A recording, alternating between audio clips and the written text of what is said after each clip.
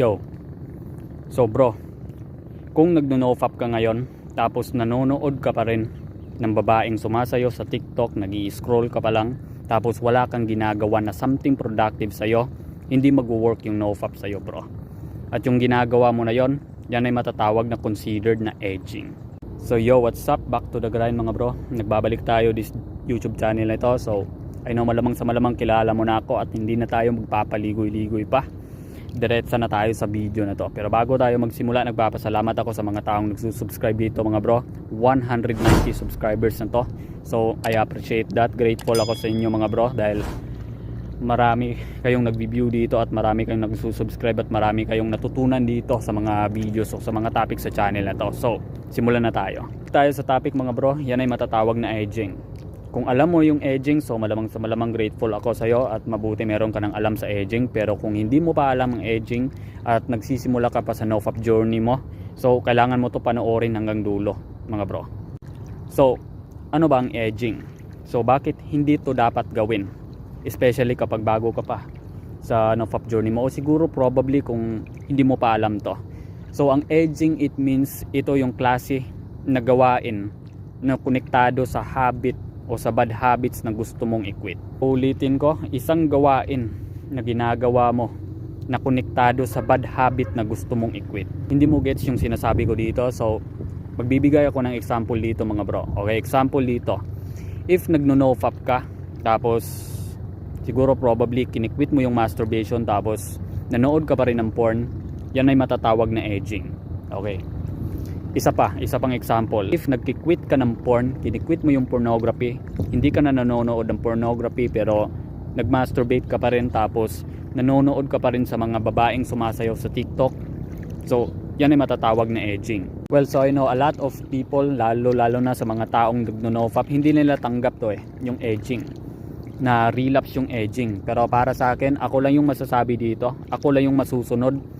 That's a considered a relapse. So, a lot of people, sa mga taong meron experience sa nofap, siguro probably alam na nila kung ano talaga yung edging at relapse yung edging mga bro. Relapse talaga. Okay. So malamang nagtatanong ka na bakit relapse ba yung edging? Okay. So masasabi ko dito, relapse yung edging kasi kung ikaw yung tipo na tao na you have take a something in action para sa yung buhay, para sa yung sarili, na i-quit mo yung habit na ayaw mo na talaga, na ayaw mo na talagang balikan. So malamang sa malamang you have a perfection of that. Okay. Malamang sa malamang kailangan mo i-quit at kailangan mo putulin yung ugat na yon sa bad habits na gusto mong i-quit. And that's the reason why relapse yung edging, kasi konektado yan. Meron kang ginagawa na konektado sa bad habits na gusto mo.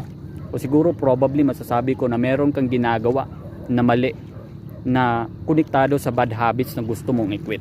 And that's the reason why yan matatawag na considered yan as a relapse yung edging.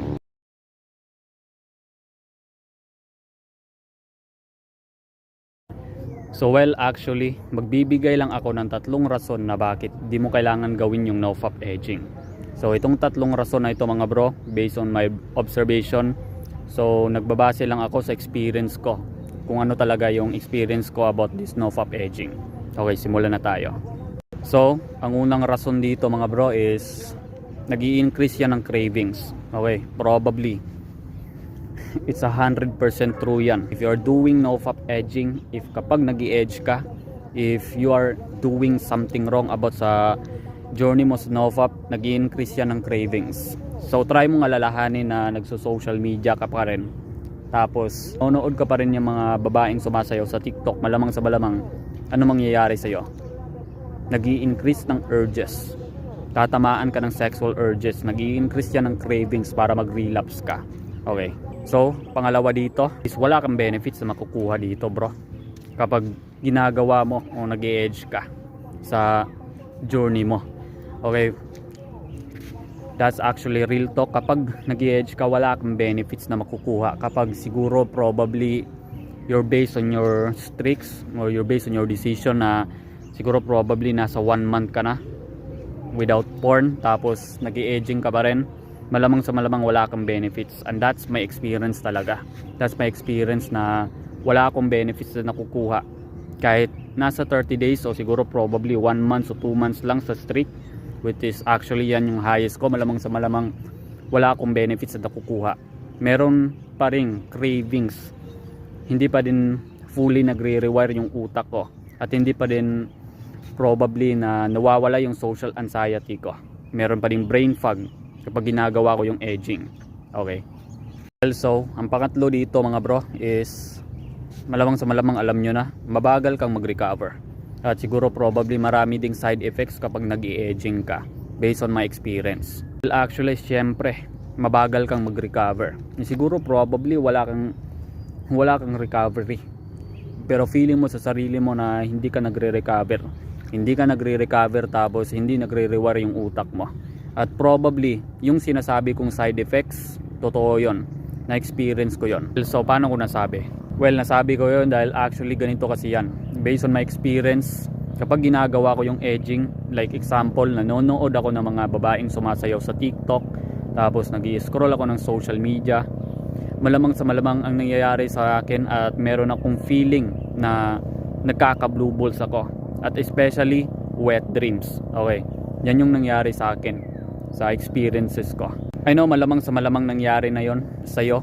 Siguro probably nangyayari na yon sa inyo, yung panonood ng mga softcore videos. So it can leads me to wet dreams at it can leads me to blue balls. So blue balls meaning nananakit yung bayag mo kapag after mong nanood ng mga X-rated o softcore X-rated videos.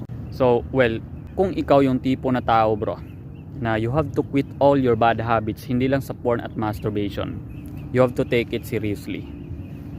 Kailangan maging clean ka dapat sa progress mo.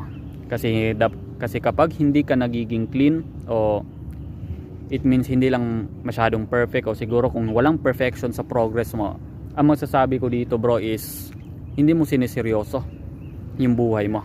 Hindi mo siniseryoso yung pagbabago sa buhay mo. Hindi mo siniseryoso yung semen retention. At hindi mo siniseryoso yung no-fap journey mo. And now actually, yan yung masasabi ko. You have to take it action bro. You have to take it action. Kailangan mo, dedikado ka. You have to dedicated yourself na kailangan mong magbago sa sarili mo. Kahit relapse ka man, so easy lang yan. You have to try your progress. You have to back from zero. You have to start from day one. So, kailangan mong magbago. Kailangan mong mag-start. Kailangan mong mag-try again. Kailangan mong ulitin. Kailangan mong ulitin. Kailangan mong subukan ulit. So, yan yung masasabi ko. Yan yung ma-advise ko dito. Kasi ako, I know probably maraming mga panahon din na relapse pa din ako. Pero I know actually, I just want to decide na kailangan magsimula ako ulit. Okay. So well, doon nagtatapos yung video natin mga bro.